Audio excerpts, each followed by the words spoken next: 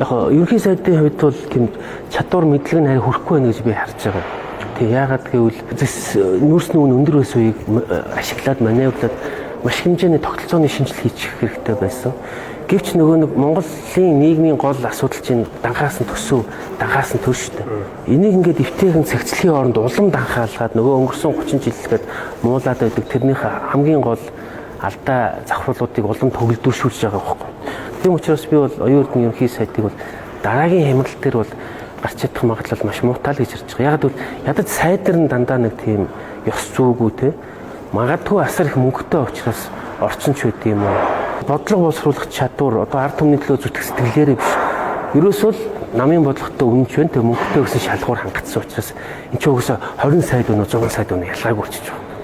Тэр ерөөс чанарын хувьд тэг тэгээд тооны хувьд бол олон байна бага өнө гэдэг бол зарчмын үед ялгаагүй. Ганцхан жишээ хэлэхэд одоо соёлын сайдын төсөв хүртэл 400 орчим тэрбум төгрөг байгаа тийм. Гэтэл нийт шүүх салбарын төсөв чинь 80 тэрбум биш одоо өсрөл 100 тэрбум биш. 700 хүнтэй шүүх бүхэл бүтэн институт өмсөөл институттэй. Тэгэхээр ингээд энэ сайд нарын аргадахын тулд нам дотор байгаа бүлэглүүдийг аргадахын тулд асар хэмжээний хэдэн зуун тэрбум төгрөгийн төсөв бол байгаа. Хандлын өшөө шиг одоо энэ сэлб голын өтэ нэг хан шиг те. Тэгэхээр би бол эрт хямралыг даавах чадвар муу байгаа гэж бодож